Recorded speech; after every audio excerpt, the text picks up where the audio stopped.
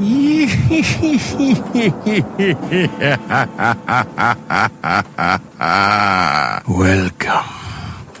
to Biff's Mystery Theater. I have many tales to tell you. Ghost stories, murder stories, and tales that will make your bones chill.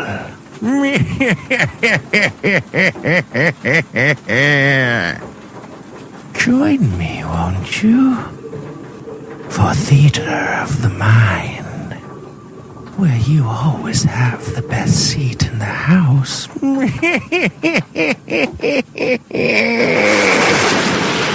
Now close your eyes and turn off the lights.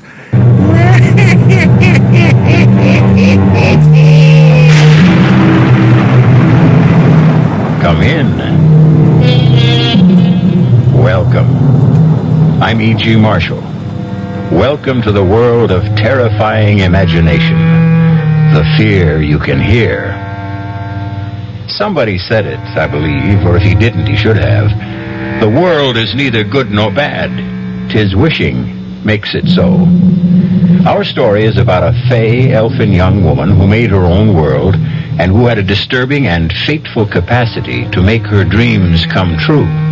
Not always in exactly the fashion or the dimension she wished for. I'm warning you, stop hanging on to me, Marge. I got to, Tom. You just can't do it to us anymore. Just lay off of me. Tom, you can't do this again. Then I got the lot tonight. I can feel it all going for me. The way you always feel. Please. Marge, let go. You want to put the whammy on me? I said Tom, you let go. Marge, I didn't mean to push. Oh, Lord.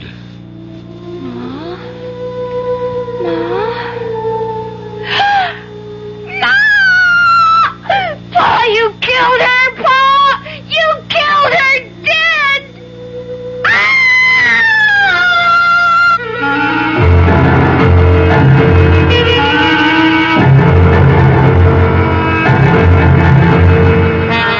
Our mystery drama, The Wishing Stone, was written especially for the Mystery Theater by Ian Martin and stars Clarice Blackburn and William Prince.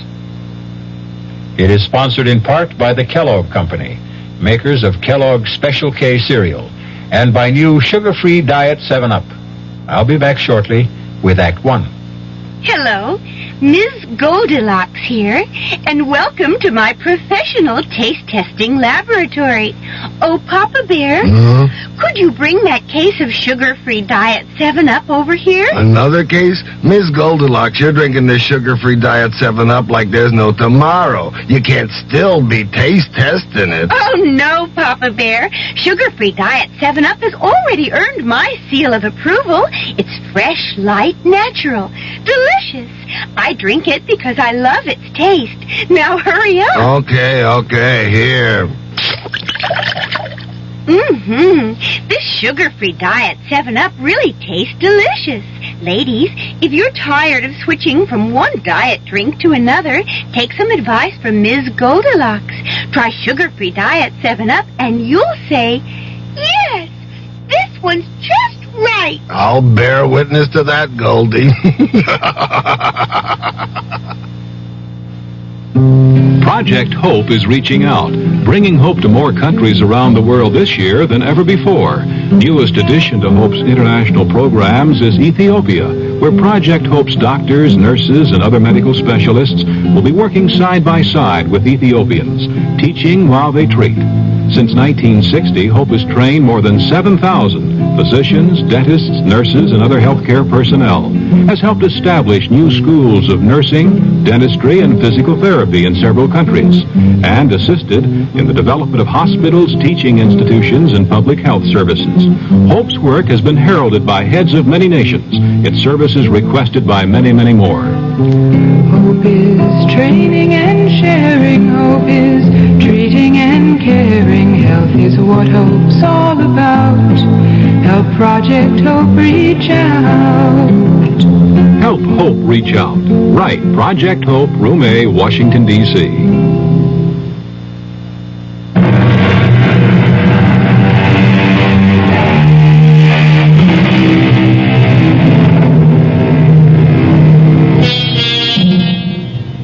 We are such stuff as dreams are made on, and our little life is rounded with a sleep. That quote is definitely Mr. Shakespeare's. But our little life is equally founded, and sometimes confounded, on dreams, like the bad one Jenny Coulter had a few moments ago, and for which, fortunately, there is present comfort in the person of her mother, and in turn, her brother, Judd. Jenny, you all right? It's you, Ma. You. Oh, you all right? Well, I'm fine, honey. What'd you have, a bad dream? I suppose. Oh, now that I see you. Oh, Ma, it was so real. I saw you lying there at the bottom of the stairs, and your head, oh, it was turned to the side like...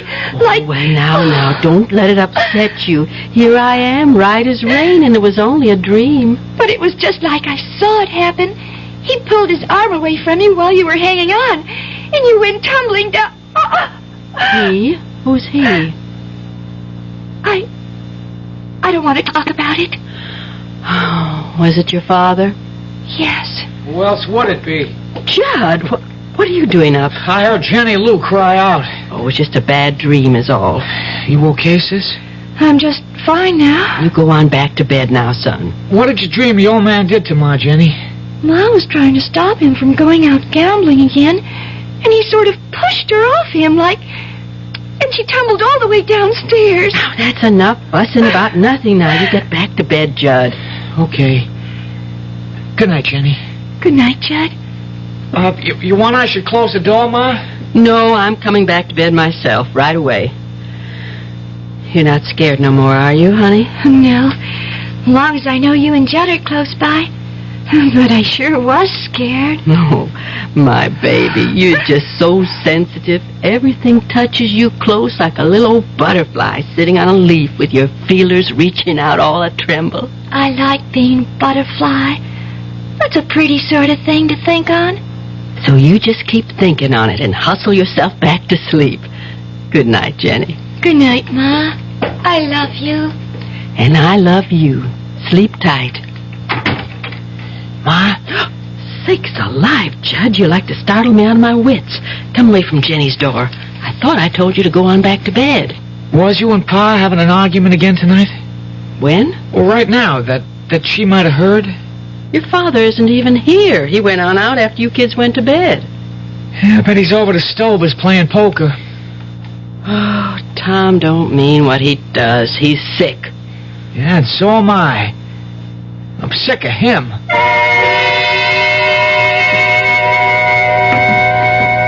I'm here in the kitchen, Dr. Luther. How's Jenny? Jenny Lou's just fine, Marge. She's getting dressed, and I'm going to drop her off at school on my way into town. It ain't the encephalitis again. You got to stop worrying about that, Marge. It's not so easy. After last year getting put back one grade after missing all her classes. It won't take her long to jump back where she belongs. That's a right smart little girl. She used to be before. That's what I want to talk to you about. If I've told you once, I've told you half a dozen times that Jenny was one of the lucky ones. She came through it without a scratch, physical or mental. But such a long time. It was a very mild case, even if it was stubborn and protracted. It's just I worry so that she was somehow held back. Now, I want you to get that clean out of your mind, once and for all. But sometimes she seems so young. Oh, Lord, what do you want her to be at 16? I don't know of anyone fresher and lovelier and more unspoiled than your little girl. She wants to cling to childhood a little longer. Leave her be. Well, just so you're sure last year didn't hurt her none. There's only one thing I worry about with Jenny. What? Your husband. Lord knows why, but she thinks the sun rises and sets in her father. Once she settles for being a woman, she'll have to open her eyes as to what he really is. Oh, Tom doesn't mean to hurt anyone, Doctor. You told me yourself that he's sick. Yeah, I think it is a kind of sickness, but not one a doctor can treat. What am I going to do? I don't know, Marge. Oh, one thing I do know is I've got to go. People waiting at the office, but Tom is hurting all of you. Bad. Worse, maybe, than any of you realize. And in the end, Jenny Lou's the one he'll hurt most of all.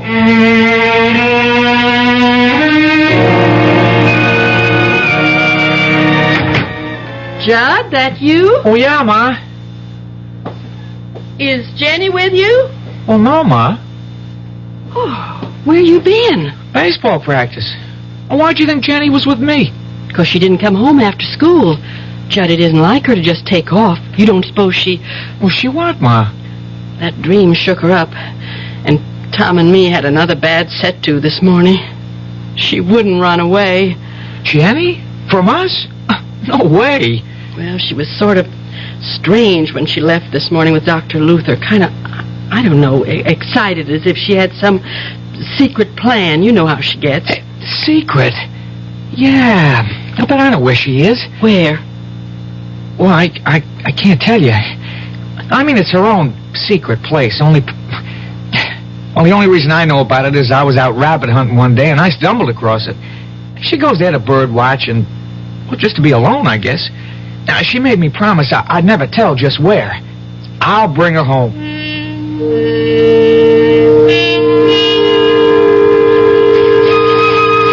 Jenny? Jenny? Jenny, what are you doing hiding out here? I wasn't hiding. I just came here to say a little prayer. For who? Pa. Oh? And the sun was shining in like a big splinter of light, the way it does through the hole in the tree up there. Remember how I always used to think when we was little kids that it was God stretching down his hand to touch us? Yeah, it was a long time ago. Don't say that, because he is there. He was here today. Leastways, one of his angels was. What? I was kneeling and looking up into the sun, and all of a sudden, the birds was all still, and the whole hidey-hole here filled up with golden light that sparkled and spun. And right over there, he was standing. Who? Him, the angel of the Lord. And I could feel him all around me, in me, warm and kind, so kind. And then he touched my hand and smiled and just faded away. And then I looked in my hand and I saw it. Oh, wait, I didn't lose it. Oh, no, here. This is what I found in my hand. Well, let's see. Well, what is it? It's a conjure stone, all gold and shiny. A stone I can wish on. The angel said that? He didn't have to. I heard the words inside me. You can wish on this, Jenny. You can have anything you want in the whole wide world. You just don't believe this is a wishing stone, Ma, do you? Jenny, right to the moment, I just gotta say I'm so fussed and fumed about dinner being ready and you kids not, and your father ain't home, I can't hardly think straight about... Oh, Lordy, if my biscuits have risen, we're just gonna have to sit and eat without Tom. Jenny, don't bother Ma right now. I just want to try my wishing stone.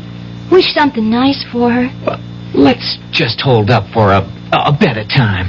I could wish Pa to hurry home, so we wouldn't have to wait. I don't want to wait none at all. I got a math test tomorrow. I just got to pass or I don't make the ball team, and I need every minute to study. Except who am I kidding? If I stayed up all night, I wouldn't be ready for tomorrow. If you had a few more days, could you make it? Well, even just one, I'd stand a chance. Okay, here goes. No, hold up a minute. Too late. Shh. I just wished there'd be no school tomorrow. No school tomorrow? What nonsense is that? Jenny, go bring them biscuits. Judd, you sit down. Ain't we gonna wait for Pa? We ain't waiting for nothing, not even wishes to come true. We're gonna eat our dinner before it spoils. Yes, Ma. I'll get the biscuits. You didn't have to be so rough on her, Ma. Play her game. I know, Judd. It's just I have no sense of humor left. Or fun. The way it is with us, if we had a wishing stone, we could use it for a lot better things than no school tomorrow. Ain't that crazy? The two of you have had me half believing there is a power in that stone.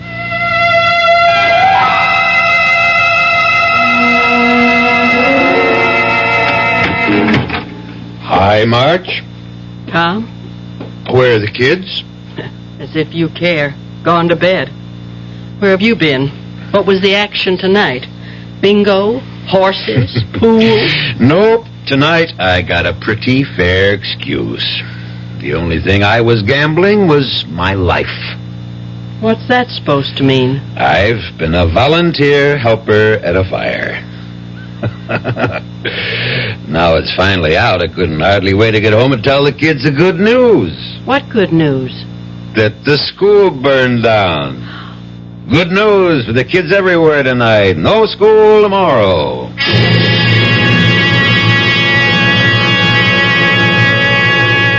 Is there any other catastrophe in the world that carries with it an equal amount of joy than a school burning down?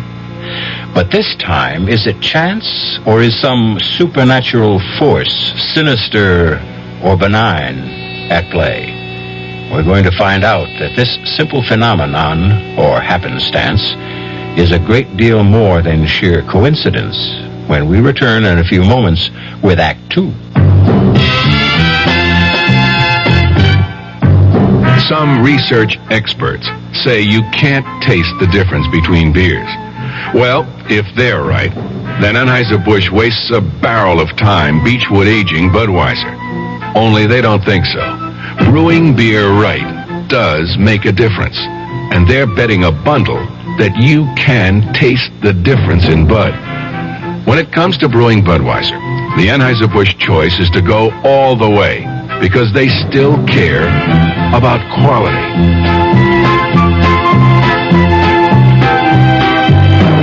Look at it this way.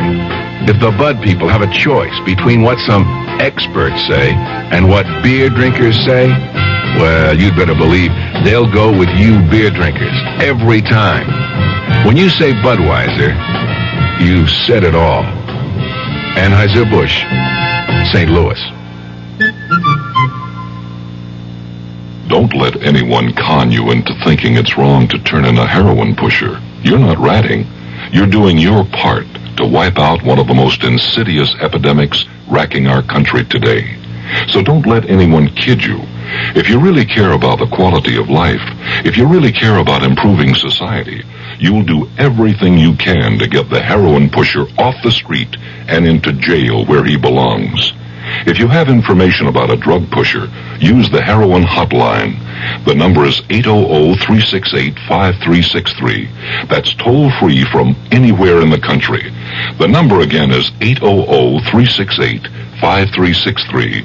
A trained operator will answer your call, take your information, and pass it on to experienced federal agents who will investigate. You'll make your own special contribution toward helping us wipe out what President Nixon has called public enemy number one. Call 800-368-5363.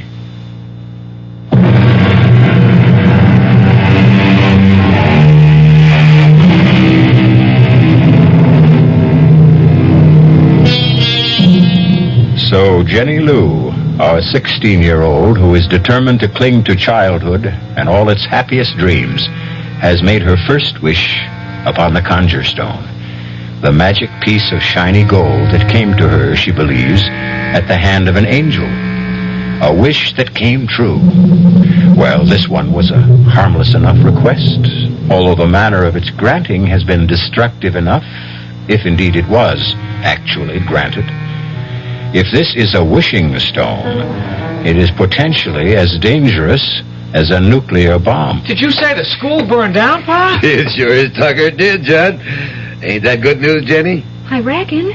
I guess I didn't mean to do it that way. You didn't mean to do what? To burn it down. I just didn't want it to be. That's all I wished on. Hey, what was she talking about, Marge? Oh, it's just Jenny found Don't you tell him, Ma. Don't you tell me what? Oh, don't pay any mind to the young'un's nonsense. Just tell us about the schoolhouse and what happened. Well, sir, I just about finished trimming up Mayor Sackett's hedge, and I just started to get all my tools together to put back in the pickup when the fire horn went off. I heard that old horn go just a couple of minutes after. Hush up, Yeah, I run straight over to the firehouse, being that close, and we took off. By the time we got there, she was past all saving. And it's funny, you come to think of it, a brick building like that you wouldn't figure it'd turn into a regular torch. Well, how'd the fire start, Pa? Yeah, you wouldn't believe this. And neither does nobody else credit it. But according to old Sam Wallace, all of a sudden, a flaming arrow comes straight out of the sky and cut right through the brick walls and everything and hit the oil tank and blew her wide open. Oh, that drunken old no-good. Some custodian. I'll bet he was drinking and dropped one of those foul old stogies he smokes into all that rubbish he's too lazy to clean out of the cellar. Yeah, it could be. It's what most everyone thinks. Still... Still what? It's hard to tell someone who wasn't there. But damn if the way he told that story did make you stop at least once to think on it. What do you mean? Well, it's the first time I ever seen that old booze hound with his eyes put together like he really was seeing what he talked about. Anyways, we talked enough. Hey, something to eat around here. I got it warming. I'll serve it right away. Pa, Yes, sugar. that flaming lightning bolt you said, how long before the fire horn sounded did it come? Oh, well, according to Sam's story, he lit out next door to the gas station and called the fire department. It couldn't have been more than a couple of minutes. See, Judd? It did so work. Okay, if you want to believe it. What are you kids talking about? Well, forget it, Pa. Just kid talk. Oh, I'm too old to share. Oh, no, if you want to. Well, sure I do. Well, Pa, it's just for no mind. Jenny and me's got to be getting to bed. With no school to worry about tomorrow? If there's no school, there's plenty of chores they can catch up on in the morning. Scoot now, both of you. I'm serving your Pa dinner. Good night, Pa. Let's go, Jen. But I wanted to You tell... get on upstairs. It's past your bedtime. Yes, Ma. Good night, Pa. Good night, kids. Did you have to chase him off to bed? Little enough chance I get to see him. It's little enough chance you make to see him. Oh, lay off, will you, Marge? I'm not even laying on. If you stuck a little closer to home than to the other woman, maybe you'd know what goes on around your own house. Now, what other woman? Now, dang I'm it. talking about Lady Luck, or whatever name you want to call her. My rival. Lady Luck. Whatever makes you gamble, Tom, one way or another, it's going to be the end of us. You ever going to see that before it's too late?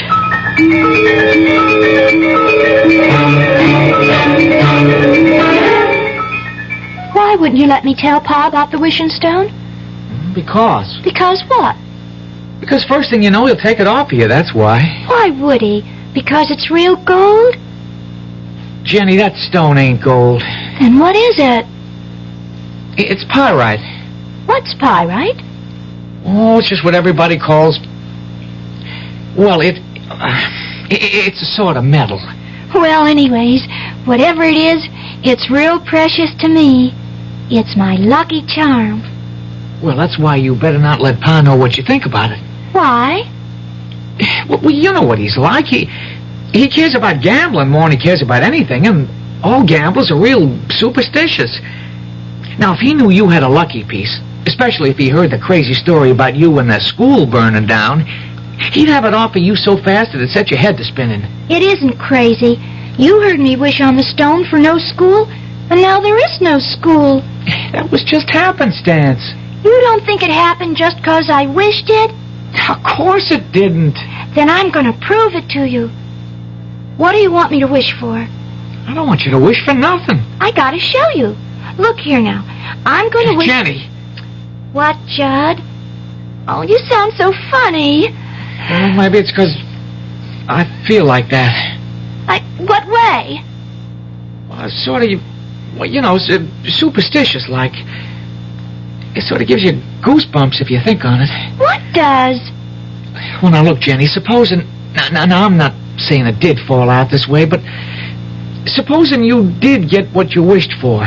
You were the one yourself said you didn't mean to get it the way you did. No, that's for sure I didn't. I didn't want the schoolhouse to go on fire. Gosh, Judd. Oh, just supposing someone had been in there and got caught in the fire. Or a whole lot of folks. That's kind of what I'm saying. And my wish could have burned them all up. But the angel gave it to me. For sure, he couldn't have meant nothing bad to happen. I don't have to throw it away, do I, Judd? I can keep it. Well, that won't do no harm, so long as you don't wish on it. I guess I'll just put it away for my keepsakes. And I'll never use it unless... Unless what? Unless the angel comes and tells me to. Well, that's a right good idea, Jenny.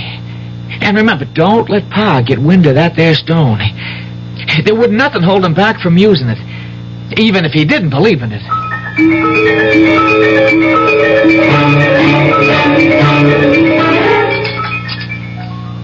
It's going to seem funny going to school in the courthouse. You think with only a Friday left in the week they'd have waited until Monday to start up again? I'm glad they did. I don't want to miss any more school ever. Then you better look out the things you go around wishing, Missy. Oh, she's took... I'm sorry, Ma. She's taking a pledge. What does that mean? I'm not going to wish on the stone anymore, 'cause the wish you get might turn out bad for other folks. I think that's a very good pledge. Yes, only...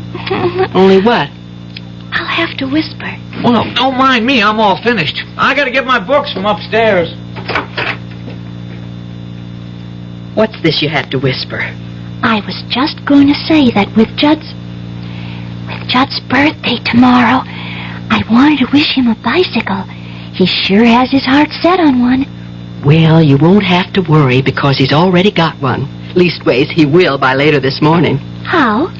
You see this flour tin? Yes. Watch this. Down under the flour, there in this old glass salt cellar's the money I've been saving up for most a year to get your brother the bike he wants. How come you kept it there? Your father, what he is, it had to be some real safe place to keep his hands off it. Who's that? Oh, it's your Uncle Al. He's driving me to work this morning. Get the door, honey, will you? My hands are all flour. Sure thing, Ma. Hi, Uncle Al. Ah, beautiful. Oh, my, you sure are as pretty as a picture. Getting to look more like your mother every day. And they don't come any prettier than that. Oh, you and your honey talk. You should have been on a TV instead of behind a cage. Thank God the bank don't keep its tellers there anymore. You make me sound like an ape. Me, Tarzan. You, Jane? No, me, Jenny. Well, as soon as I hear laughing, I knew you must be around, Uncle Al. Hi. Hi, Gabe. Give me some skin. Well, here's 5. I'm at you. Ooh. Say, that's some grip. You want to Indian wrestle? Oh, I'm going to be ready pretty soon to take you on. I think you're ready already. No, I got no time this morning. I got to catch a school bus. Come on, Jenny. We got to scoot. Goodbye, Ma. Oh, have a good day, son. Bye, Ma. And get a real swell you-know-what. I will. Be happy, Jenny. I am. Bye, Uncle Al. Hey, it's great to see you. We'll make it longer next time. Bye, Uncle Al. Come on, Bye. Jenny. Make next time soon. You can count on it real soon. Oh, they're swell kids, Marge. I envy you. Yeah, they're what I live for these days. Tom left already? No, he's upstairs, dead to the world. He rolled in this morning around 3, smelling like a brewery. That brother of mine, I'd like to knock his head off.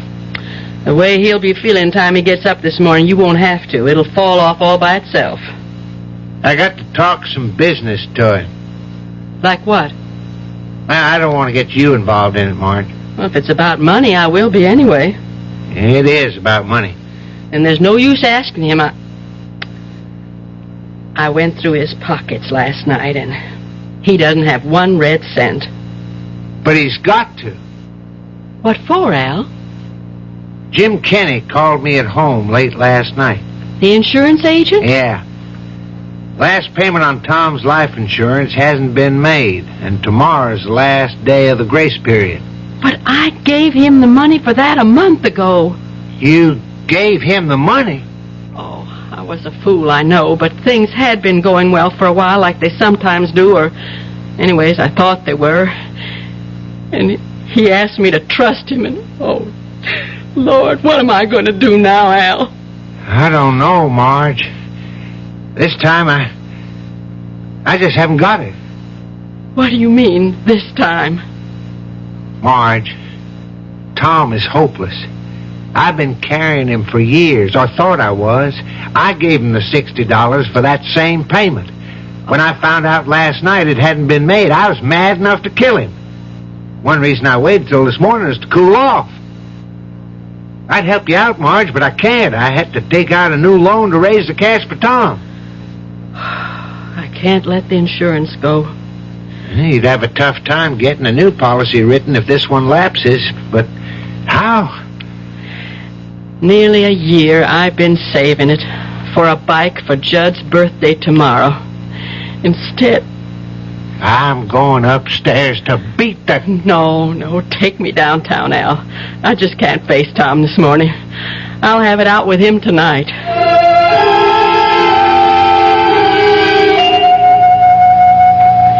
After what you made me have to do today, how could you steal money out of my purse and leave to go gambling again? All I want to do is run it up till it's enough to pay you back. You're sick.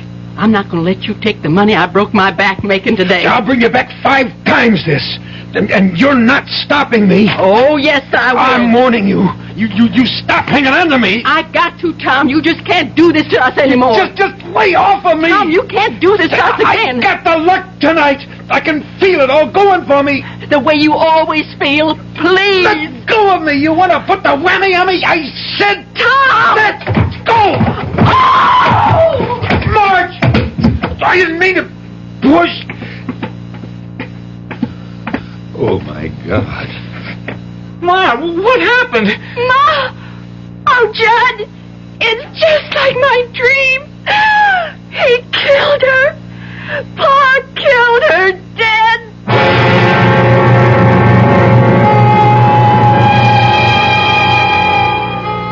The terror of addiction.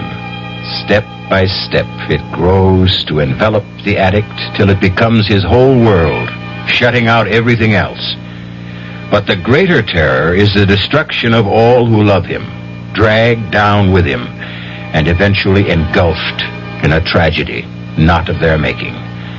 I'll return in a moment with Act 3. And now another story of the ball and chain, as Kellogg's Special K presents Veronica and Jeff.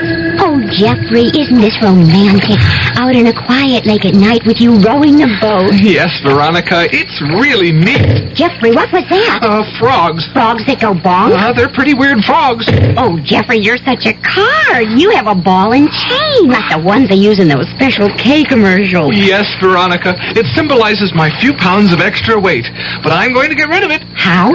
By exercising. You know, like rowing this boat and eating smart at every meal, starting with a Special K breakfast. You mean a 1-ounce bowl of high-protein Special K, 4 ounces of skim milk, orange juice, and coffee? Precisely. It's less than 240 calories, and it tastes delicious. It'll help me get rid of this ball and chain. I'll help too, Jeff. After all, we're all in the same boat. You have a ball and chain, too. Your happy ending could begin with the Special K breakfast from Kellogg's.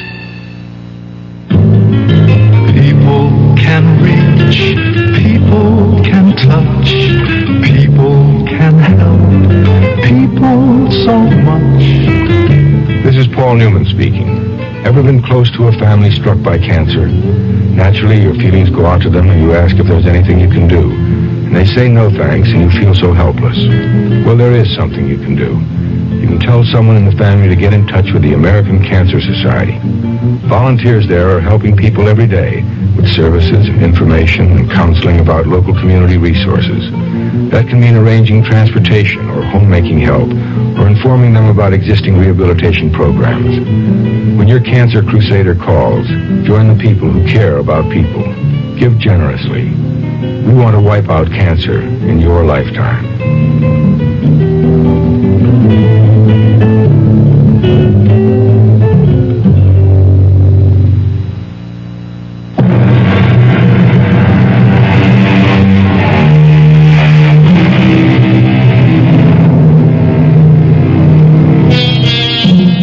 An endless moment in time.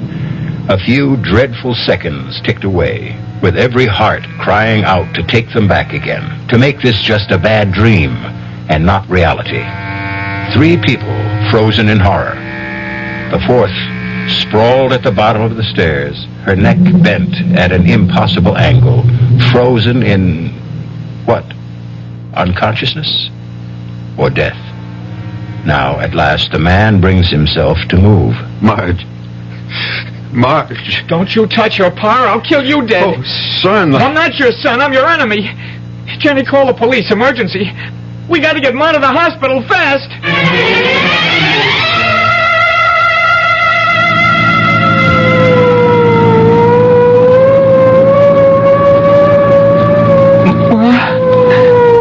Ma. Okay, kid. Just take it easy. She's not going to die. You're not going to let her die, Doctor. Just hang in tough, kid. We'll do our best.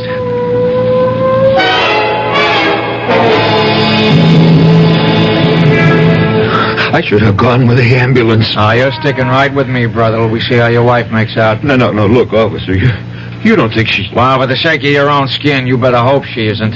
But it was an accident. Well, the way that boy of yours reacted looked like he wasn't so sure. Now, we got to get moving. What happened to your daughter? Huh?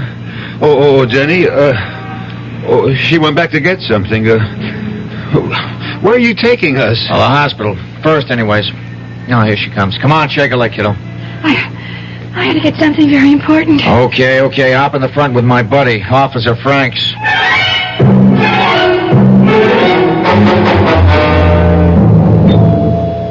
Okay, Harry. Straight to X-ray. You got a family doctor, kid? Yeah, Dr. Luther. Oh, you know his number? No, but I can look it up. Okay. Tell your doctor to get here as fast as he can. It's that bad?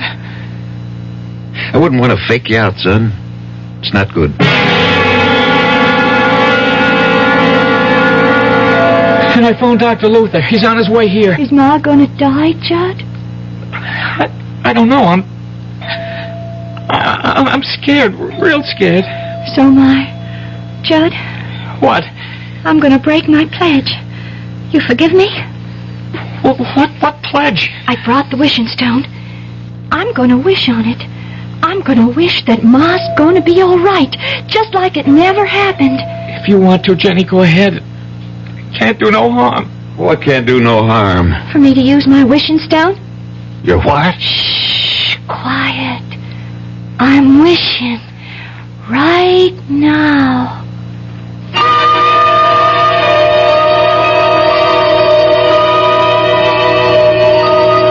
Are you the intern brought the Calder case in? He is, officer.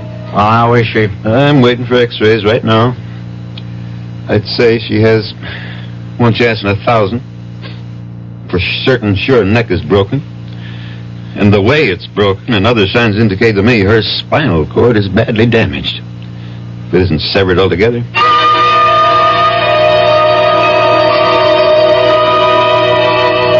I just can't understand it, Dr. Luther.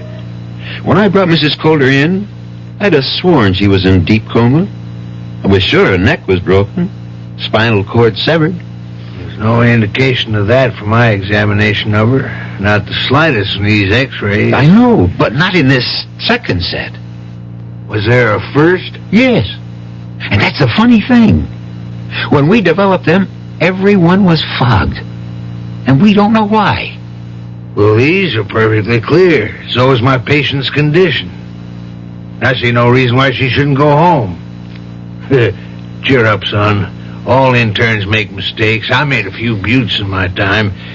And I'll say this for you. If you have to make one, make it on the gloomy side. They're the ones that don't hurt anyone or anything. Except maybe your pride. But I can't understand it. That cop said it flat out that Marge was a goner. Well, maybe he was just trying to put the fear of God into you. Well, if he was, he sure succeeded. If it'll do any good. You think I made a stone, Judd? You think I don't blame myself for what might have happened? You think I wasn't ready to kill myself if anything happened to Marge? I don't know, Pa. Pa wasn't trying to hurt Ma, Judd. It was an accident. An accident that wouldn't have happened if... Well, Pa wasn't sick with gambling fever. Well, I've learned my lesson this time. I'll never gamble again. Oh, Pa. Oh, that makes me so happy. I'm glad, honey. And it means I won't have to use the stone again. Mm-hmm. I can save up what's maybe the last wish for something special for all of us, instead of having to use it to stop you from gambling. What stone? A wishing stone. The one I used at the hospital to wish Ma well again. Oh, that's right. I forgot. Listen, Duchess. Let me see that stone. Don't show it to him. Why not? I don't know. It's just a sort of hunch that... Wait a minute. Here comes the doctor. How's Marge, Dr. Luther? She's fine, more's the wonder. Oh, a few scrapes and a bruise or two and a lump on the head. Nothing a good night's rest won't take care of. Thank God. You should. It's a miracle she didn't break her neck in a fall like that. That intern at the hospital was sure she did. But she didn't. No, Judd, I told you she'll be as right as rain. Well, can I go up and see her now? Yeah. She was asking for you. And the kids. She wants to see you alone a moment first. I'll go right up. Yeah, just to put your mind at rest, or maybe more hers, she doesn't want to prefer any charges against you. So you can tell her my report to the police will call it just an accident. She slipped and fell. I'll tell her, Doc. You got off mighty lucky this time, Tom. You better not tempt fate again. Well, I won't.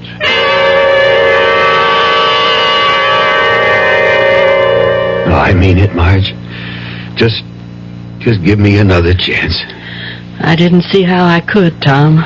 I never meant to throw you down those stairs. Oh, not because of that.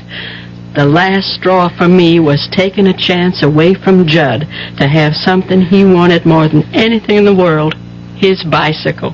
You should just have let the insurance go. How could I, Tom? With 2 kids to bring up, if anything happened to you, Not that I want anything to happen to you.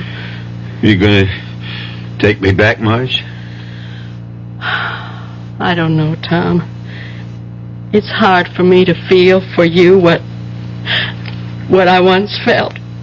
But if you're going to promise me you'll quit the gambling for the children's sake, we'll try to make a go of it. You won't be sorry, Marge. I hope not.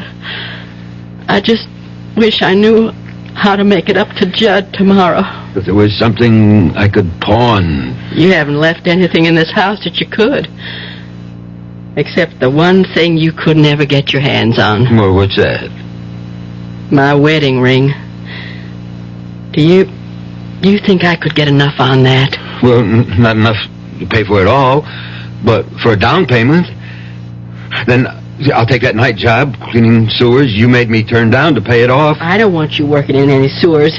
Anyway, you can't work day and night. Well, I can till I get Judd his bike. Well, we'll see. I'll take the ring down in the morning. No, sir. Dr. Lewis doesn't want you out of bed. I'll take it down. You? Can't you trust me, Marge?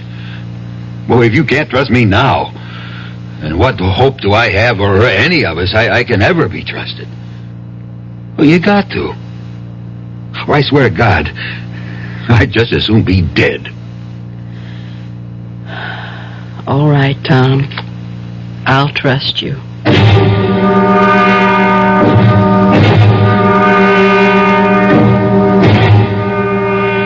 Did what? You ran out of the money? Look, Benny, you got to do an old customer a favor, huh? You got to cover me for the 5th headlonger. Now, Benny, you gotta. That 15 I laid out on the 1st was money I got for pawning my wife's wedding ring. I got to get it back, and I got a hot tip. The headlonger's assured. Benny, for God's God's sake. Oh, just this once. Please. Benny.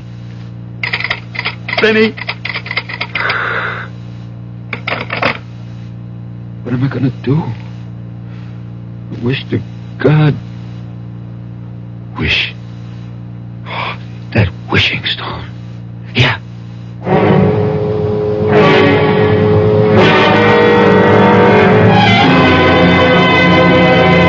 Where's Jenny, Judd? Oh, I left her down by the pond. We were skipping stones. I just came up to see how you were feeling. Fine. I'm going to get up. Your pa didn't get back yet, did he? No, ma'am. I ain't seen him since early morning when he pulled out in the pickup. Well, you go on back down and keep Jenny company.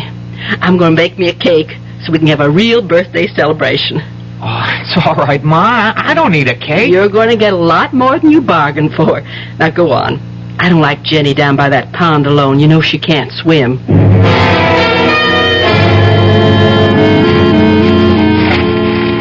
What? Hi, Pa. What are you doing up on top of the rock here? Oh, just sunning myself and listening to the birds. Jenny, hey, you know that wishing stone you talked about? Yes? Is it gold? You want to see? Yeah. Here.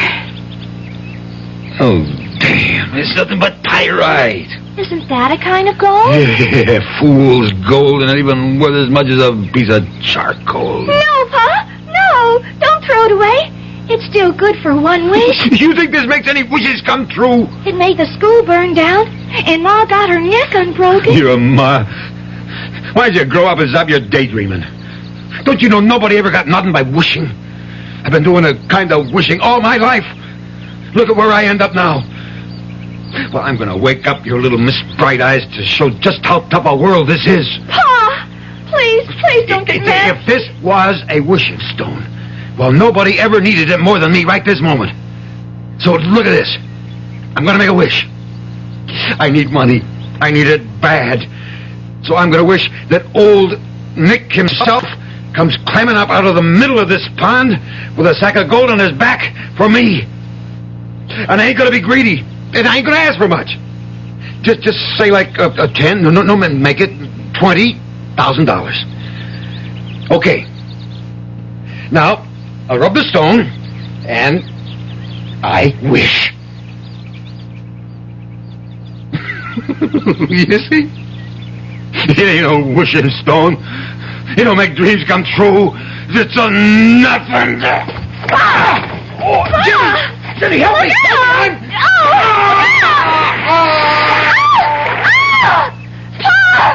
Pa! Oh, why doesn't he come out? Help! I can't swim! Dad! Help! It's Pa!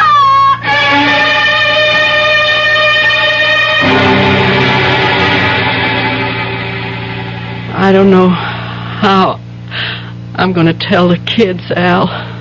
They're not really children anymore, Marge. They know. I guess I do baby them. I won't anymore. In a lot of ways, they're better off. Tom... Well, Tom had a cancer that he just couldn't cut out. Even my wedding ring, Oh, I didn't want him dead, though. Well, he is. And it was of his own making. Kind of queer, isn't it? What? Him trying to show Jenny Lou her wishing stone wasn't worth a darn, and he ended up having his wish come true? Not quite. The policy's only for $10,000. There's double indemnity for accidental death, Marge. Tom got everything he wished for. The full $20,000.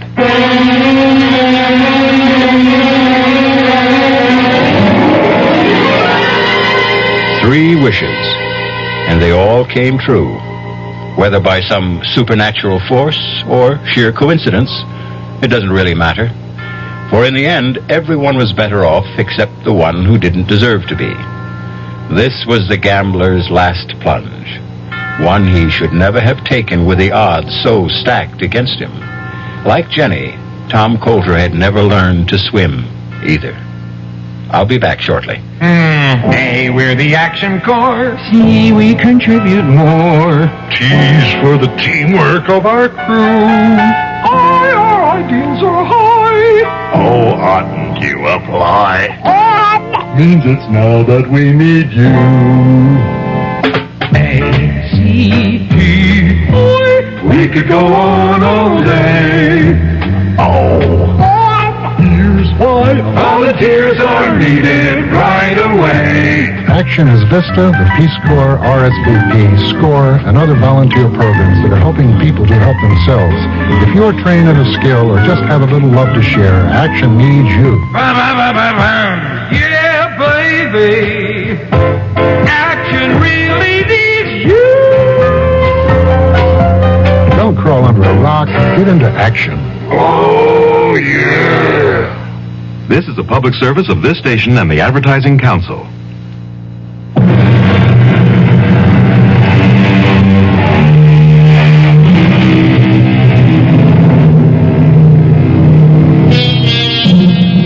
As for the wishing stone itself, since it lies buried deep somewhere in the mud at the bottom of the pond, no one will ever know if it had the power to grant wishes. For Jenny, like all of us, had no escape from a common fate that soon befell her. She grew up and inherited a mantle that only Peter Pan seems to have escaped. She stopped believing in magic. Our cast included William Prince, Clarice Blackburn, Ann Costello, Jack Grimes, and Robert Dryden. The entire production was under the direction of Hyman Brown. And now, a preview of our next tale.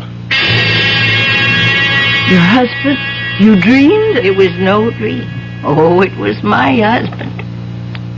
His ghost. Oh, for the love. Rory stood at the foot of my bed, and he begged my forgiveness for leaving me a pauper and breaking my heart. And he said, Jessica, I promise you'll live in Gormley House again. And then he vanished. The very next night, the Putnams crashed through the bridge over Gormley Gorge. Well, accidents do happen. It was no accident. No, the real estate man didn't tell you the whole story. Mrs. Putnam lived long enough to tell just what had happened. The Putnams didn't go off the bridge by accident. They were driven off it. Forced to swerve off it by an oncoming car. A car driven by a skeleton. Radio Mystery Theater was sponsored in part by Anheuser-Busch Incorporated, brewers of Budweiser. This is E.G. Marshall inviting you to return to our Mystery Theater for another adventure in the macabre.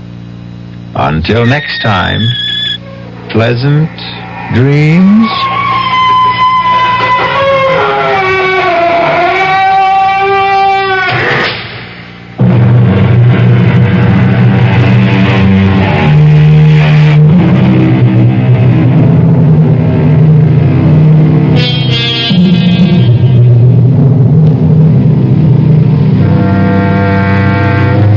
WDAF, Kansas City.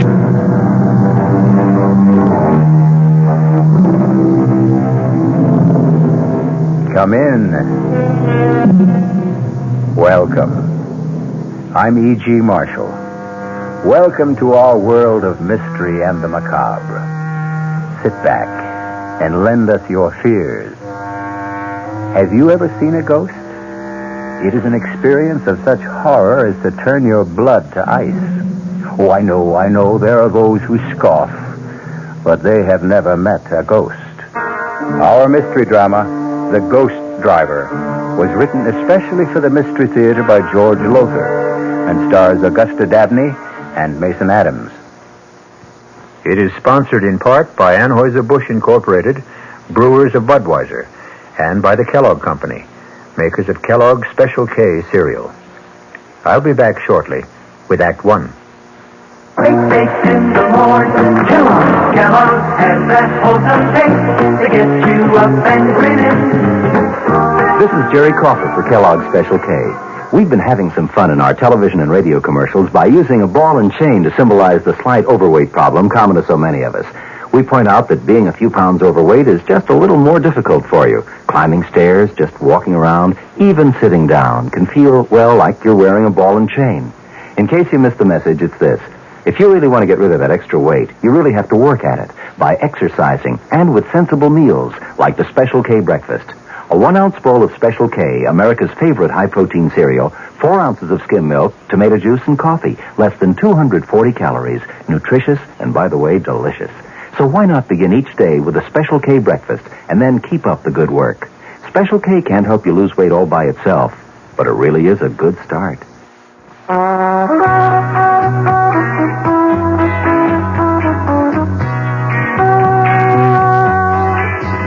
No matter what you're saving for, that's what Suburban Savings for Suburban. Suburban Savings offers you an easy way to borrow without touching a penny in your regular savings passbook account. Just let Suburban loan you the money. It's called Suburban Savings Passbook Loan. You can borrow up to 90% of the total amount you have on deposit at reasonable rates, and you can pay off your loan at your convenience. When your loan is repaid, you still have all of your savings intact, plus interest. So if you need money, why not take a loan from Suburban without touching your savings? Suburban Savings Passbook Loan in New Jersey at Bayonne, Edgewater, Elmwood Park, Emerson, Hackettstown, Morris Plains, Nutley, Paramus, and Sparta.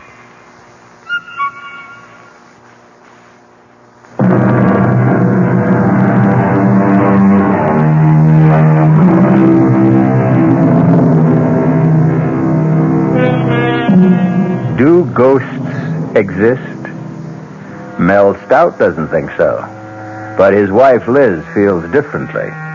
If it had been up to Liz, they'd never have bought Gormley Lodge on top of Manitou Mountain in Colorado. Why? Because according to local legend, the former owners, the Putnams, had been sent crashing to their death by a ghost driver who came at them head on. Now, in the living room of the lodge... Liz, I've had it up to here with that brother of yours. now, I mean, he Mel. promised to help finish painting his living room before the Duncans arrived tonight, and where is he? Mel, I'll tell you where he is. He is out on the slope skiing, enjoying himself as usual. Well, do you just be reasonable now. If we didn't have Rory, where would we get a ski instructor? I'd like to know. We certainly can't afford to hire one, any more than we could afford to have this place painted. Oh, I'm sorry. It's just that I've got so darn much on my mind. Liz, I just hope that I haven't made the mistake of my life and yours. We'll make a go of the lodge. We're off to a pretty good start. The Duncans arrive tonight, and they're booked for a full week. And the Todds and the Morgans arrive next week. Yeah, and after that? Well, darling, our newspaper ads ought to get us more customers. Just ask yourself, darling, what would you rather be doing now? Painting the living room of your own ski lodge with paying guests arriving tonight? Or slaving away at your old accounting job in Aspen? Well, at least that brought a check in every week. Oh, Nell, you've wanted to be your own boss for years. And so we bought this old mansion on top of Manitou Mountain to start our own ski lodge. The old Gormley Mansion. And we're going to keep at it until we make a success of it. Liz, you're marvelous. Oh, there's somebody at the front door. I'll get it. Oh, Mrs. Gormley. Come to pay you a visit, Miss Stout. My first formal visit. Well, that's very good of you, Mrs. Gormley. Well, won't you come in? All right, Jason, you heard the lady. Wheel me in. Yes, Mother. You know my son, Jason? You've met? Yes, briefly. Mel, the Gormleys have come to pay a visit. I see you, Mrs. Gormley. Jason, hope you don't mind if I finish this painting. Oh, go right ahead. I'd give you a hand, old as I am, but my arthritis keeps me in this wheelchair. Jason, why don't No, thanks. I couldn't think of asking a fine arts painter to Fine art. You hear that, Jason? Mr. Stout complimented you, called the mountain scenes you paint fine art. Well, they are. Why, I saw some of them in the ski shop in town. They're very good. Do you sell many? A few. Oh, just enough to cover the cost of the paint and canvas. Oh, yes, and a quart of whiskey now and then. Mother, please. Well, now, if they don't hear it from me, Jason, they'll hear it from others. A drink now and then. Now and then. Tell the Stouts how you play Russian roulette. with that old revolver of your father's when you're drunk. Stop it, Mother. Stop it. Perhaps you'd like some coffee, Mrs. Gormley, or tea. It won't take a minute. No, thank you. We won't be here that long. Now, I've come to do for you what I did for the Putnams. Them that bought my house out from under me 3 years ago. Out from under you? Mrs. Gormley, are you saying that we have done that? Forced you out of your house? Well, haven't you? Oh, it's not your fault. Jason's father left us destitute. Left me destitute, I should say. With a son too lazy to support his old mother. So I had to sell this beautiful place. Mother, the Stouts aren't interested in all this past history. Well, they'd better be, if they value their lives. Value our lives? Well, Mr. Halliday didn't tell you. Of course. Tell us what? About how the Putnams met their death. Why, yes. The real estate man told us about the accident. That was no accident. No more than my husband's death was an accident. He died in the same way? His car crashed off the bridge into the gorge? Right. 800 feet down into the gorge. To the rocks 800 feet below. But no accident. Suicide. The Putnams didn't commit suicide. Not them. My husband, Jason Sr., raving drunk and suicidal, but theirs was no accident either, the Putnams. He drove them off that bridge. Who? My husband. Now, wait a minute, Mrs. Gormley. If your husband was dead... Hi, I'm back. Oh, sure. Naturally, Rory. Now, the painting job is nearly done. Oh, now, don't get uptight, Mel. I just didn't remember it till I was out on the slopes. Hi, Mrs. Gormley. Jason. Paying a little social call? It's anything but social. Mrs. Gormley, are you saying that your husband, even though he was dead, somehow killed the Putnams? Liz, come on now. All right, I'll tell you. After my husband's death, when I realized I'd been left penniless, and that I'd have to sell this place, I fell into a state of depression. When the Putnams bought Gormley Lodge, well, they were going to use it as a winter home, not turn it into a ski resort like you. When they bought it, and I had to move into the little guest house, I was so sad I thought I'd die. For days and days I sat and wept, and then one night, my husband come to me. Your husband? You dreamed? It was no dream. Oh, it was my husband. His ghost. Oh, for the love. Rory. He stood at the foot of my bed, and he begged my forgiveness for leaving me a pauper and breaking my heart. And he said, Jessica, I promise you'll live in Gormley House again. And then he vanished. The very next night, the Putnams crashed through the bridge over Gormley Gorge. Well, accidents do happen. It was no accident. Now, the real estate man didn't tell you the whole story. Mrs. Putnam lived long enough to tell just what had happened. Well, you can ask the sheriff. The Putnams didn't go off the bridge by accident. They were driven off it. Forced to swerve off it by an oncoming car. A car driven by a skeleton. Good heavens. That's what I wanted to tell you. And now you know. Good day. Well, what kind of a put-on is this? She's trying to scare us out of here. I'm trying to save your lives. You're trying to get back into this house. That's what you're doing. Just the way you moved back after the Putnams got killed and lived here a full 3 years until now. Rory, have some respect. Respect? No way. She may be old, but she's as shrewd as they come. She frightens you off, then moves back in again and stays until some other sucker comes along. I warn you. Just let us know when your husband's ghost shows up again. It did. What? Last night. Oh, man, this is the neatest ripoff I've Shut up, ever... Rory. Will you... Your husband's ghost? Last night? Yes. And he used the same words. Jessica, I promise you'll live in Gormley Lodge again. Oh, I beg you, listen to me. The Putnams wouldn't and went to their death. Oh, Mrs. Gormley, you're really out of sight. You know... You... So smart. You're so sure of yourself. You think he isn't watching and listening, my husband? Do you think he doesn't know how you insulted me? And do you think he'll not repay you? Oh, yes. If people are to die this time, too, you will be the first. Now be warned. Jason, Wheel me back. Be warned.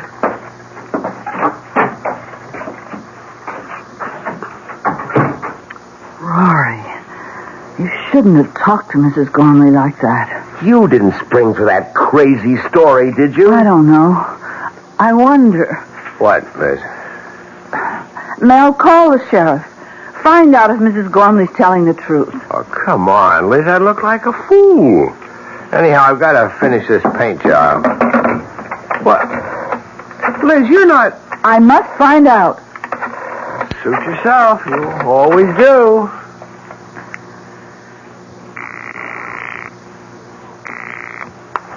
Sheriff Harper speaking. Oh, Sheriff, this is Elizabeth Stout calling. We're the new owners of Gormley House. Oh, yes. What can I do for you, Mrs. Stout? Well, we just had a visit from Mrs. Gormley. Oh? What do you mean, oh? Oh, nothing, Mrs. Stout, only she can be a little hard to take, getting on in years. Yes, well, what I wanted to ask you. Of course, you remember the accident to the Putnams 3 years ago, crashing off the bridge over Gormley Gorge. Yes, I remember. Well, according to Mrs. Gormley, Mrs. Putnam lived long enough to tell you what had caused the accident. Is that so? Yes, it is. And what did she tell you? Well, now, Mrs. Stout, she was near death. Maybe out of her head with pain and shock. What did she tell you, Sheriff? Did she tell you that they had been forced to swerve off the bridge because of another car that came straight at them?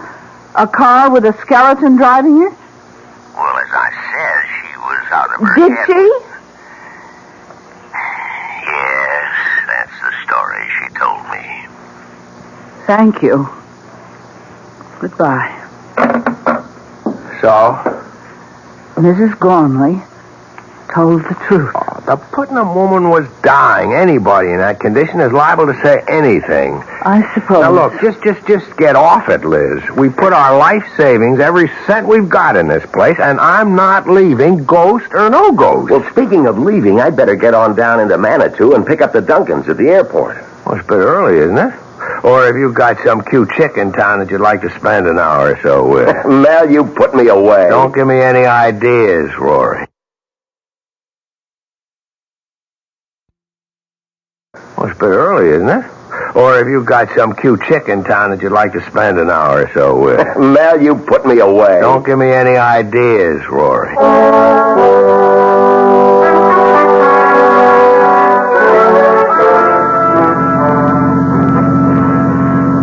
This is some road, Rory. You drive it often? In the dark, I mean? A few times, Mr. Duncan. Well, it's frightfully steep and curvy. Now, don't push the panic button, Mrs. Duncan. I'll get you to the top of Manitou Mountain safe enough. You'll be enjoying a hot toddy in front of the fireplace at Gormley Lodge before you know it. Maybe you better slow down a little. Ah, it's okay. That was just a patch of loose shale. You much of a skier, Mr. Duncan? Oh, I do okay. My wife will need some lessons, though. I take it Gormley Lodge has a pro. Oh, the best. Me? Well, fine. Say, this road is steep and curvy. Must be pretty spectacular. Views, I mean, in the daytime. It's spectacular enough right now, what I can see in the headlights. We've got some views, all right. Here's one. It's real cool. From the bridge over Gormley Gorge. Steep? 800 feet straight down. Yeah, it's too bad there isn't a moon tonight. I'd stop on the bridge and let you have a look. What's that sound? We're crossing the bridge now. A wooden bridge over Gormley Gorge. About 500 feet across. Hey, what's it? Lights of a car. Coming fast. That damn fool is coming straight at us. Get over! A skeleton driving that car. Hey, we're going off the bridge!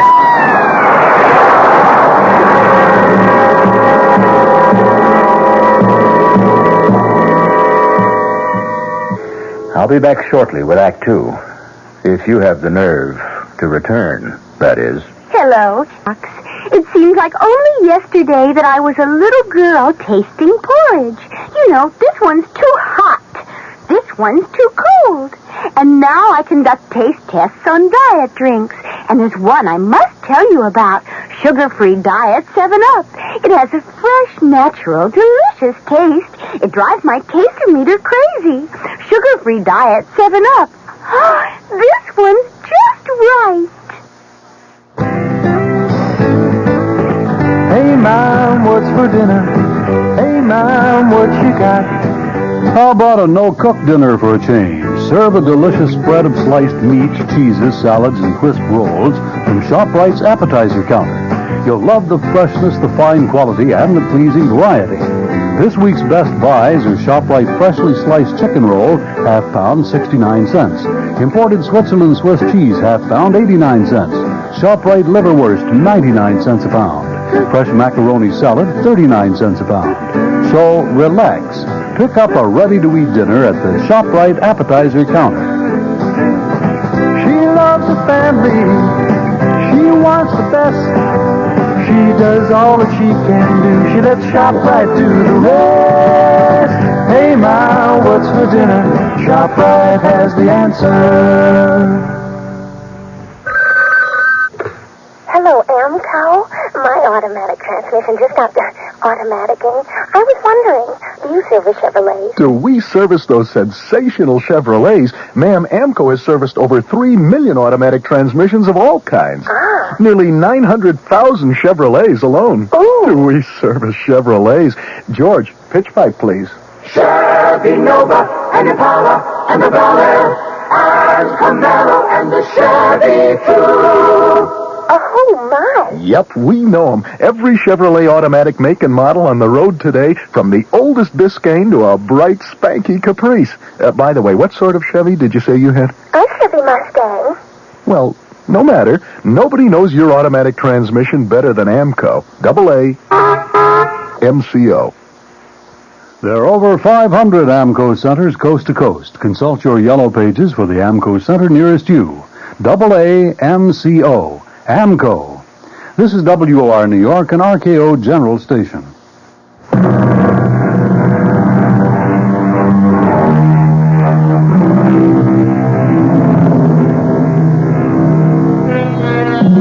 Terror, unless you have experienced it, is only a word. I could employ all the art at my command, my voice, the words I choose, to convey to you the full impact of terror.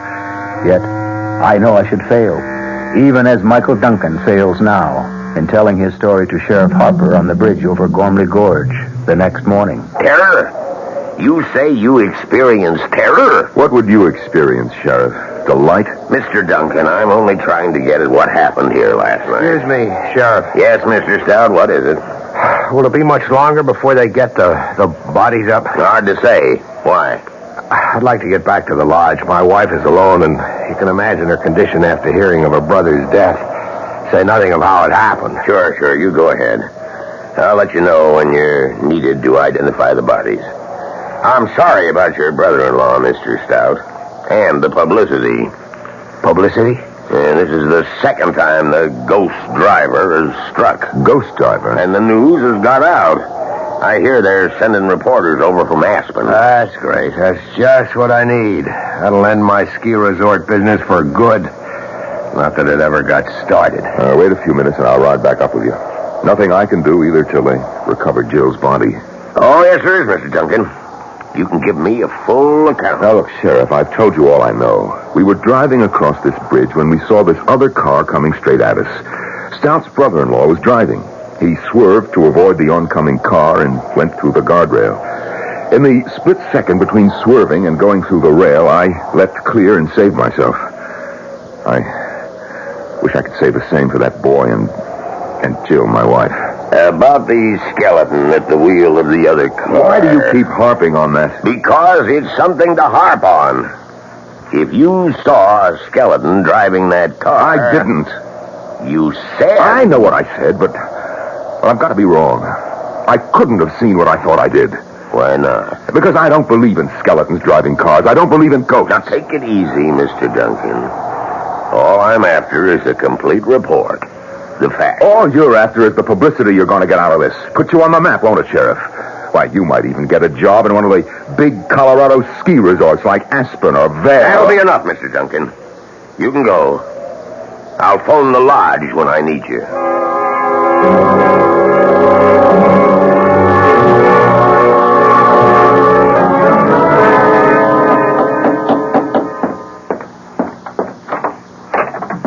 Mrs. Gormley. Well, invite me in, Miss Stout. Oh, yes, of course. Yes. I'm surprised to see that you're not in a wheelchair. Oh, it depends on how bad my arthritis kicks up. Sometimes I can walk with a cane, like now. I see. Is your husband home? No. He's down at the bridge with Mr. Duncan. Oh, the fella whose wife got killed, huh? Yes. Well, I'm sorry about that. Sorry about your brother, too. Even though he asked for it. Mrs. Gormley, Your I just brother's can't talk dead about it. because he wouldn't listen. He wouldn't heed my warning. Now you listen, child. You heed my warning. Make your husband listen and take warning, too. You leave this place. Leave it today. Don't think I wouldn't. We wouldn't if we could. But we can't.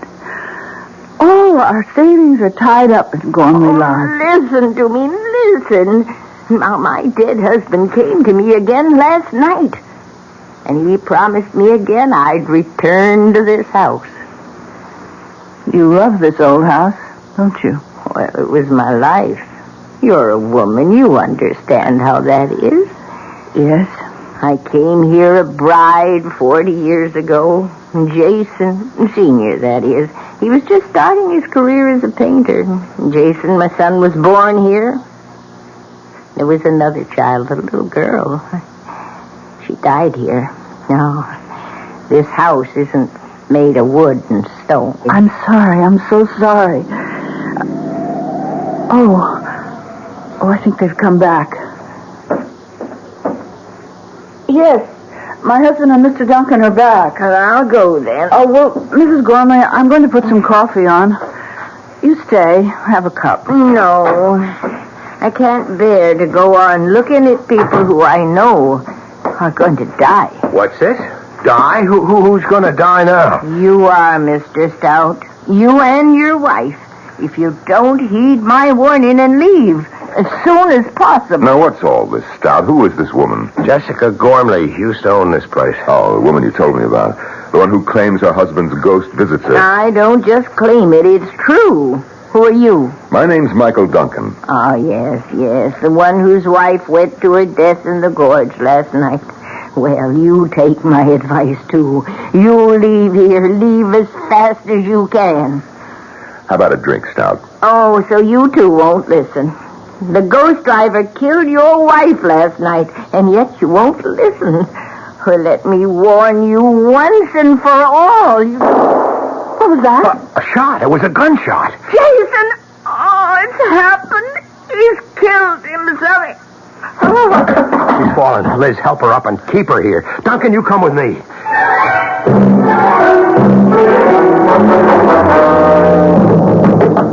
Yeah, coming. Yeah, Mr. Stout, what do you want? Oh, you're okay, Jason. We heard a gunshot. What of it? Well, we've heard of you and your little games like Russian roulette, and we thought that you'd... I'd shot myself? No such luck. Come in if you want to. Oh, the gunshot we heard. I fired it. Deliberately. You fired that shot deliberately? You ask a lot of questions for someone I haven't even met. It's Mike Duncan. He and his wife are to be my first guests. It was his wife who got killed last night. Oh. I'm sorry. How did you escape? Flung myself from the car just before it went through the guardrail. Well, you'd better keep an eye out for the old man's ghost. He'll be after you. Mr. Gormley, I don't believe in ghosts. Now, why did you fire that revolver? What business is it? All right. I'll tell you. You'll think it's nutty. I'm sure. I've been playing Russian roulette with this gun for years. Ever since my father died. And I always win. Or lose, depending on how you look at it. And how do you look at it, Jason? I give it to you straight, Mr. Stout. I want to lose. For years now, I've picked up the gun like this. Oh, no, not every day. Maybe once a week. once every other week. Whenever the mood comes on me. And I put it to my temple. Like this. Wait a minute. Don't worry. Gun's empty. I haven't put in a fresh bullet yet. You see, the reason I deliberately fired that bullet I had in this gun was to find out if the thing was a dud. It wasn't. Too bad. May I shake your hand, Mr. Duncan? You're the first man I've ever met who says what he thinks. You want to kill yourself? Go ahead. I like you. You do speak your mind. And now, gentlemen, if you'll excuse me, I've got to get back to this painting of mine. By the way, what do you think of it? Pretty lurid, isn't it? That's just the right word for it, Mr. Stout. See? There's the car swerving and crashing through the bridge. The oncoming ghost car with the skeleton at the wheel. All in flaming color.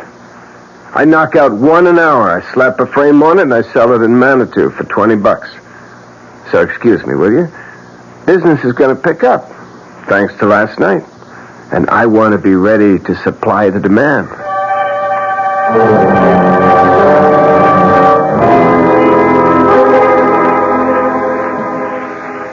It's been a rough 24 hours, Miss Stout. It's a nice chair. Just right for sitting in front of a fire. Cost you plenty, I'll bet. Yes, plenty. But that isn't what I'm thinking about. You're thinking about your brother and my wife, lying in their coffins at the undertaker's in Manitou. Yes, and also that even a small village like Manitou has an undertaker. Birth, death, taxes. The only sureties in life, Mrs. Stout. Liz.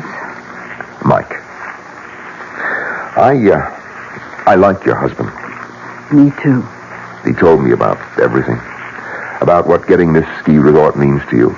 Your life savings invested, all that. All down the drain, I'm afraid. The publicity? What else? Every reservation's canceled. Well, all except one. But that'll come in, too. It has, Liz. Yes? There it is. Please cancel my reservation for next week, Frank Norton. Has a family of 4. Telegram phoned in from Aspen. Anybody got a sponge? A sponge? So I can throw it in. I'm through, Mike. You always give up this easy? What do you mean, easy? Just that. Do you always fade when the going gets tough?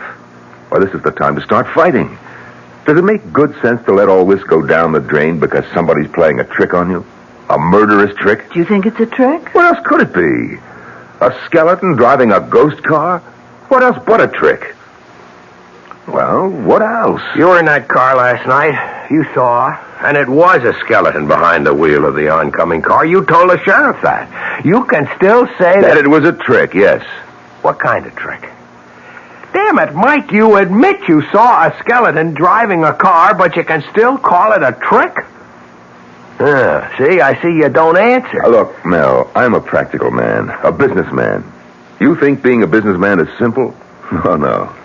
I've had troubles that would make yours look like nothing. Today you won't find anybody more successful than me. But I've been bankrupt twice. Yes, and paid off every cent. How? Well, not by running away, the way you want to, but by standing up and fighting.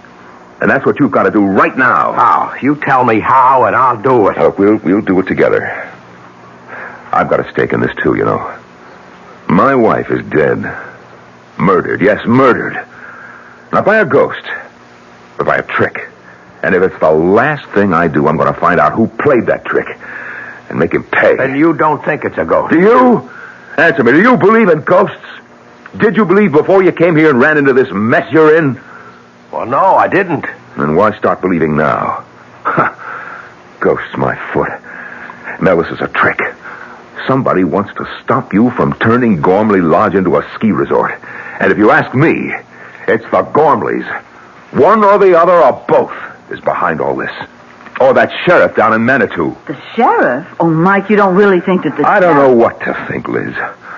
All I know is that somebody's behind this, and those are the 3 likeliest suspects. Now, look, I'm no Sherlock Holmes, but I've got a brain, and I've got guts, and Well, my wife is dead, my Jill. Well, I'm just going to find out who killed her, that's all. The tougher they are. You like a drink, Mike? No, thanks. I'll be okay. Especially when I nail that murderer. What have you got in mind? Well, it'll be dark in about an hour. We take the car, Mel, you and me. We take the car, and we drive up and down that road, all night if necessary, to meet up with this so-called ghost driver.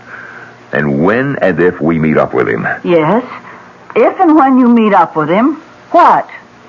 We don't turn aside. We don't swerve out of his path and off the bridge. We drive straight at him and keep driving at him.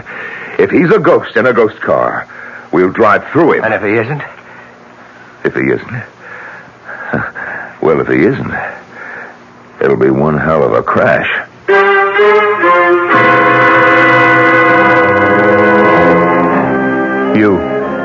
You out there listening, what would you do? If you were Mel Stout, would you accept Mike Duncan's challenge? I'll be back shortly with Act 3. Ever see a beer drinker pour his beer real easy down the side of the glass? Maybe you do it yourself. If so, the Budweiser brewmaster thinks you're missing something, especially if you're a Budweiser drinker. You see, Bud is brewed, so it will kick up a healthy head of foam. Exclusive beechwood aging and natural carbonation make it a lively brew. Well, anyway, pouring Bud plunk down the middle of the glass helps bring out the best in that clean white Budweiser foam and real beer aroma. It also helps you get the full benefit of a taste, smoothness, and drinkability you'll find in no other beer at any price. Remember, brewing beer right does make a difference. Next time, pour that Budweiser right down the middle and see for yourself. Anheuser-Busch, St. Louis.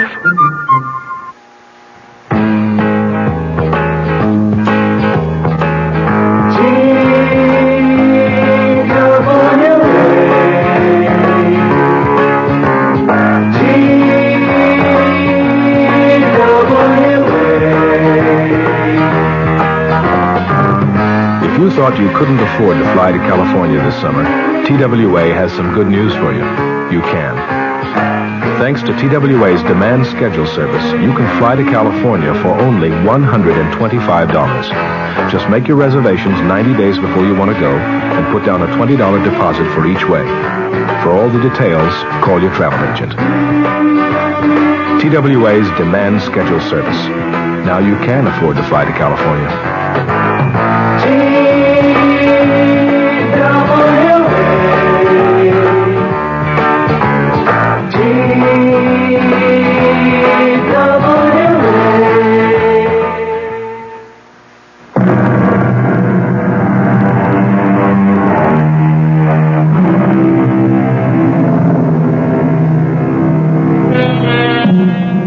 Two men are now driving the twisting, precipitous mountain road that leads to Gormley Lodge. One, Mike Duncan, believes that the ghost driver they hope to meet is nothing but a trick. Mel Stout, his life savings, every penny at stake, has had no choice but to go along. Mike, I'm bushed. Let's make this the last trip. We're going to drive up and down this road till dawn. Yes, and night after night if we have to. Until we meet up with our so-called ghost driver. This is the 6th time we've been up and down this mountain road. Okay. Pull over. I'll drive. Get out your side. I'll slip behind the wheel. Yeah. Hey, there's a car coming up behind us. Red light flash. That must be the sheriff. There's the sheriff, all right. And Mr. Stout. Oh, and you, Mr. Duncan. What are you doing here, Sheriff? Well, that's what I want to ask you. I got a report from Mountain View House across the valley there that they were seeing headlights going up and down this road. Guess I don't have to tell you everybody around here's on edge after what happened last night. Now, what are you up to? We're not up to anything, Sheriff. We're driving this road in hopes of meeting up with whoever or whatever killed my wife and Mr. Stout's brother-in-law. Get yourselves killed in the bargain? Oh, no. You drive on up to Gormley Lodge, and when you get there, stay there. You make that sound like an order, Sheriff. That's what it is, Mr. Stout. Well, I guess we better do like he says, Mike. I don't think so. Oh, you don't? No, I don't. This is a public road. We've got a right to be on it. Unless we're doing something that breaks the law, and we're not. You're a kind of troublemaker, Mr. Duncan, aren't you? Sheriff, I never go looking for trouble, but I know how to handle it when it comes my way. Now, either you arrest us for breaking some law or other, in which case you'd better be prepared to back it up, or I'll sue the town of Manitou and you for false arrest, or get off our backs. I'm not on your backs. I'm trying to save your lives. Take my advice. Advice, huh? I thought it was an order. All right, wise guy. Have it your way. Go ahead and get killed and be damned to you. Let's go, Mel. You can sure sound tough, Mike. No small-town sheriff pushes me around. Well, he's only trying to do his job. Maybe. And maybe not. What do you mean? I don't know. But that's what we're going to find out. Tonight, tomorrow night, or whenever. Now, there's the bridge ahead. Yeah, maybe you better slow down. No. If it's a ghost, we'll go through it. If it isn't... Mike, headlights coming toward us. Now, look, don't lose your nerve. Coming closer. We're going to crash if you don't... Mike! Driving that car, it's Rory! Your brother-in-law, my God!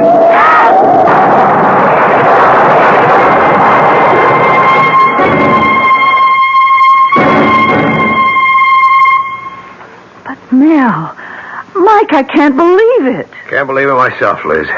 Not only what we saw, but getting out of it with our lives. The fates were with us, Mel. I lost my nerve. I have to admit that. I just couldn't keep driving straight at that awful thing coming toward us. I couldn't help myself. I swerved at the last second. Well, thank God we hit that stanchion instead of going off the bridge. But Rory driving the other car, it's impossible. Rory's dead. We're burying him tomorrow. Rory's dead, that's for sure. But it was Rory driving that car, that's for sure, too. Then ghosts do exist? Mel? Yes, huh? After the funeral tomorrow, let's get out of here. Let's go away from this place as fast as we can. And go where? Oh, back to Aspen, of course. Liz, we're broke. We haven't enough dough left for a motel room. Where would we stay? How would we live? Mel, I didn't know things were that bad for you. Putting this place back in shape cost me just about every penny I had. Well, look, would a loan help? You'd be willing to... Well, sure. I like you two, and, well, the way things turned out, we've gotten to know each other real fast. Practically friends. So... well, if you can use a loan... That's generous of you, Mike. It is generous of you, Mike, and I appreciate it, but... no, thanks. What'll you do? Do what you said I ought to do. Fight this thing.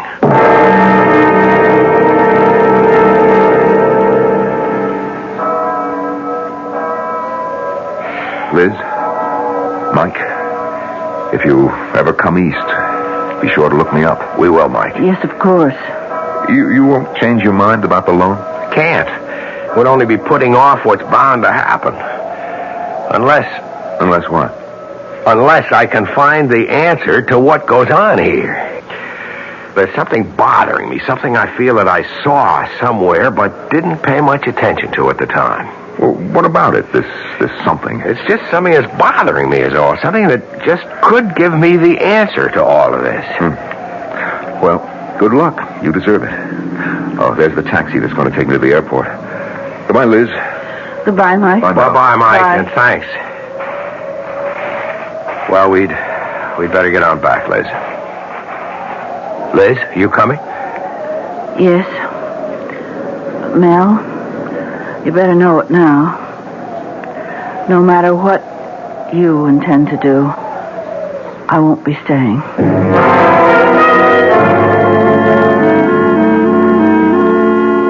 Mel, we've got to face the facts.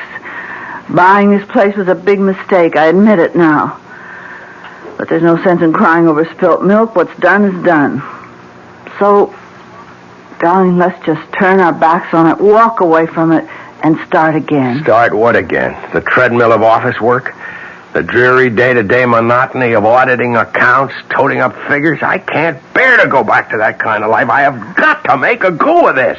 I don't have any other choice. But is it worth your life? Ghost or no ghost, Mel, it's killed 4 people. It would have been 6 if you and Mike Duncan hadn't been lucky enough to hit that stanchion. And it will be 6 if you insist on driving that road again tonight. 6? How do you make it 6? Well, you don't think I'm going to let you do it alone, do you? But at the funeral, you said that you weren't even going to stay. Because I hoped that would change your mind. But it hasn't. So you see, I have no choice either.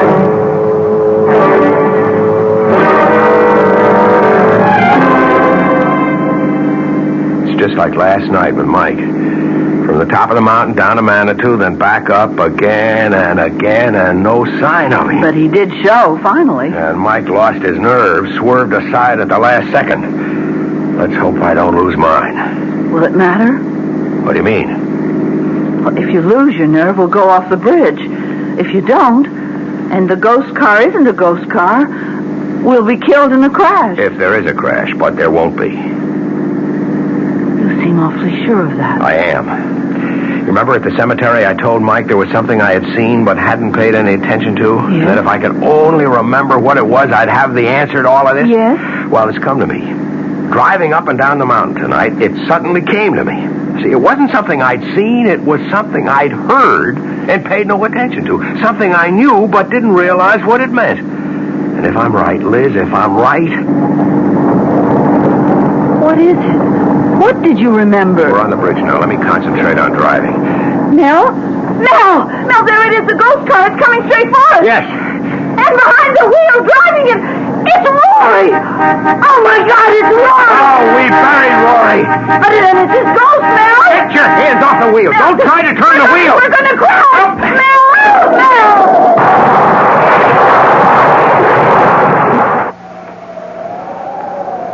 Mel? What?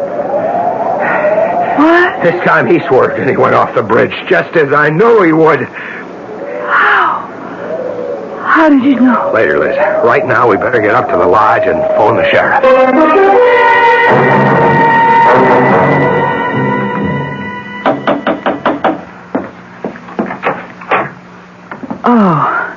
Oh, come in, Mrs. Gormley. Mel? Mrs. Gormley's here. Please, won't you sit down? Yeah, thank you. Hello, Mrs. Gormley. I'm sorry about last night. I'm not. Mrs. Gormley, Jason was your son. Oh, he was the torment of my life. Every day I lived. Of course, I'm sorry he's dead, but I can only be glad it's over for me. Did you know that your son was the ghost driver? I suspected, but I was never sure. You see, it was Jason who wanted to go on living here in this house far more than I did. Oh, you can understand. He was born here. He grew up here. Started his painting career here in a fine, big studio upstairs. Tragic. Just tragic. Even more tragic if it hadn't been for you. How did you come to know? What made you realize that my son was the ghost driver? A gunshot. A gunshot? The shot he fired to see whether the bullet he used for playing Russian roulette was live or not. Well, I don't follow you. You see, something kept bugging me, Mrs. Gormley, but I couldn't nail it down because I kept thinking it was something that I'd seen. But then suddenly I realized it wasn't something I'd seen, but something I'd heard. That gunshot. I still don't... It got me to thinking about Jason playing Russian roulette, playing with life and death. And that got me to thinking a step further. Sure, Russian roulette. Only a fool or a would-be suicide would play it. But the fact remains that the odds are in his favor. Every time Jason spun the barrel of that gun and pulled the trigger, the chances were 5-1 against firing the bullet. Oh, but what was the connection between that and the ghost driver? Driving a car straight at another car is just another form of Russian roulette. Ah, yes, I see. Well, Sheriff Harper came to see me, and he said Jason was wearing a mask. A papier-mâché mask of your brother's face. Yes, and it wasn't a very good likeness of my brother, but it didn't have to be. It looked enough like him to fool you when you saw it under those awful conditions. The night and the headlights and the car coming straight at you. Fear did the rest. There must be another mask, the skeleton face. Oh, there is. We searched the studio and we found it, Sheriff Harper and me. Yeah, well, it's all over. Jason's at peace at last. God knows I soon shall be. Well, good day. Funny, though. What, Mrs. Gormley? Well, we've searched and we've searched, but we couldn't find a mask of my husband's face. What made you think there was one? Well, you see, when I heard about the masks, I thought it must have been Jason who came and stood at the foot of my bed, not my husband's ghost. But if it wasn't Jason, who was it? What was it?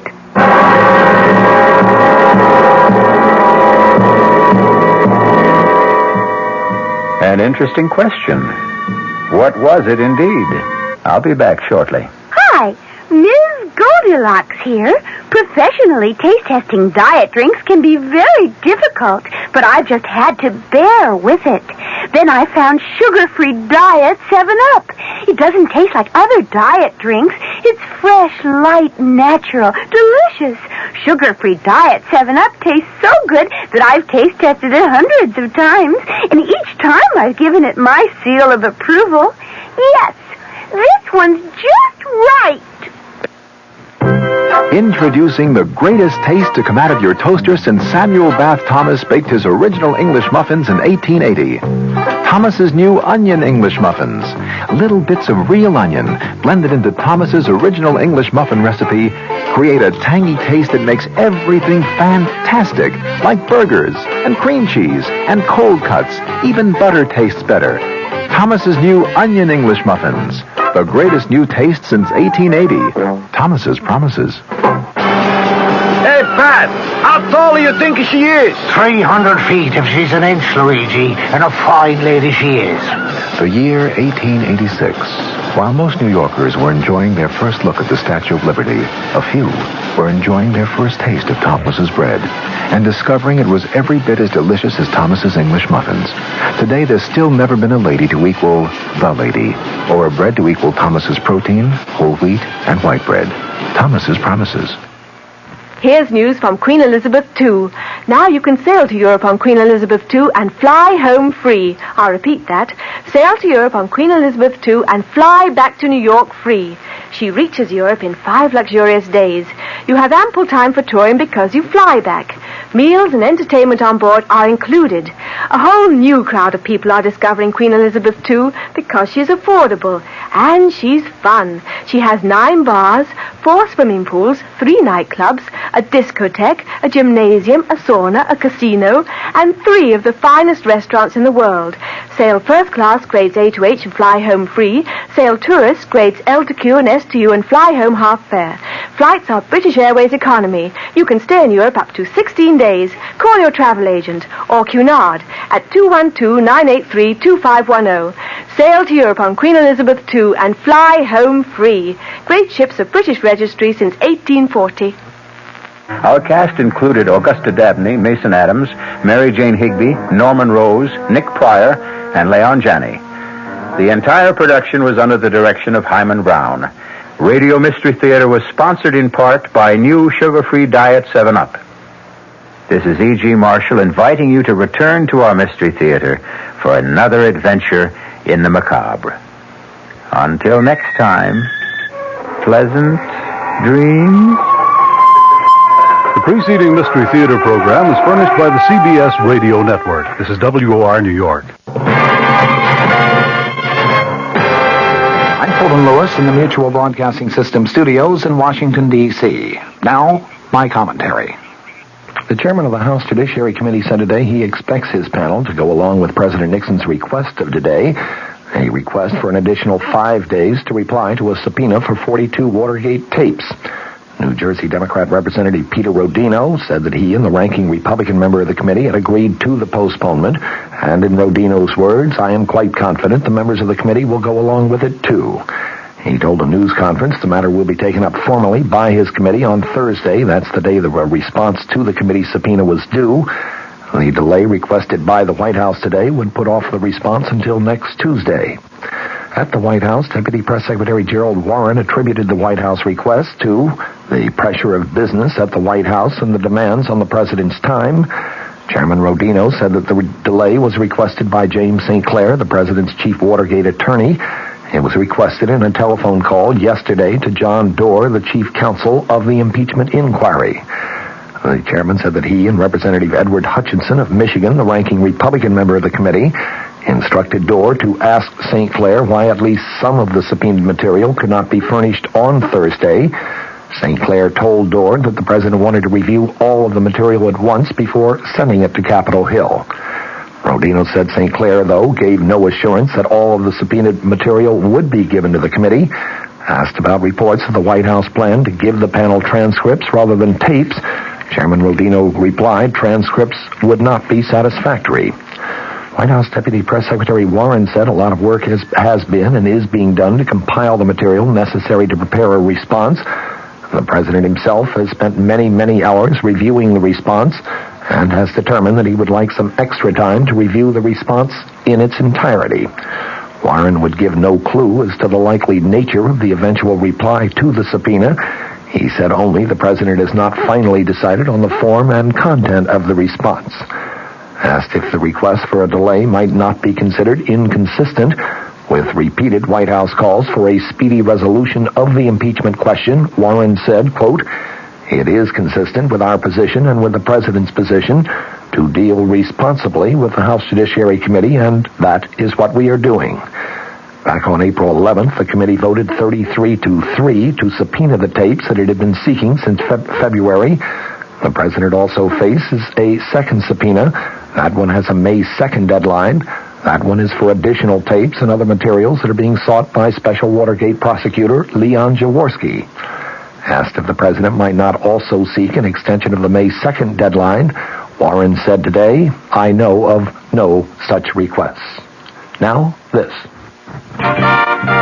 What has Sheridan done for you lately?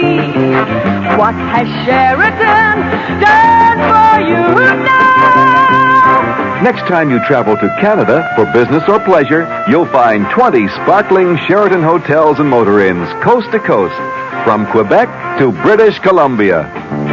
What has Sheridan done for you lately? In Toronto, the new Four Seasons Sheraton has a 5-story waterfall right in the lobby. In Vancouver, there are 2 new Sheratons. And for a reservation at any Sheraton, call 800-325-3535 or have your travel agent call. That's 800-325-3535. That's what Sheridan done for you lately. That's what Sheridan done for you now. Sheraton Hotels and Motor Inns worldwide. White House officials say privately that they're not really sure how they should interpret Vice President Gerald Ford's remarks to 1,300 newspaper and broadcast industry leaders yesterday. One school of thought is that he was not taking any pot shots at the president. Others, however, read into his comments a significant break from Mr. Nixon on the Watergate tapes issue. The vice president said that the president might have tried harder to get the story of Watergate out sooner, and that he should begin cooperating as fully as possible to clear the issue up now. A committee subpoena for tapes and documents, of course, was due Thursday, but the request has been made now to postpone that till Tuesday. Ford, in his speech yesterday, said, "It's pretty hard to put yourself back into the shoes of somebody else in a situation like this. I do read the newspapers very extensively. I could not have been oblivious to some of the things that were going on that has taken place or has transpired. It would be my technique," he said, "if I were in those shoes, which I hope and trust does not take place, but it would be my technique to want to find out as quickly as possible I assume that the president did. In fact, I have good reason to believe that he did. Unfortunately, the vice president added, unfortunately, some of the people who should have known obviously did not give him the full story. Now, whether there should have been a more vigorous prosecution of all the details, that's a matter of judgment. And in my case, I think I could have tried to nudge some of my employees about as hard as I possibly could. Ford went on to say that the president knew nothing in advance about the burglary and bugging of the Democratic Party headquarters in Washington's Watergate complex during the 1972 presidential campaign. The vice president also said that he is confident that the president had not committed any impeachable offense under the Constitution. But he nonetheless urged the president to make every effort to settle the issue once and for all. The vice president said, I have indicated to him on a number of occasions that I thought he should do anything reasonable in order to clear up the problems that have developed subsequent to Watergate itself. I have consistently said the sooner any and all relevant evidence was made available, the better the Congress could consider and the American people evaluate whether or not the president was involved prior to, at the time of, or subsequent to the Watergate break-in. The vice president added, I hope and trust that sometime in the next 48 or 72 hours, the White House will cooperate to the maximum in making available to the House Committee on the Judiciary the relevant material that the committee has requested. He drew applause from his audience when he added, I strongly believe that to be the right course of action, and I hope and trust the decision follows that pattern.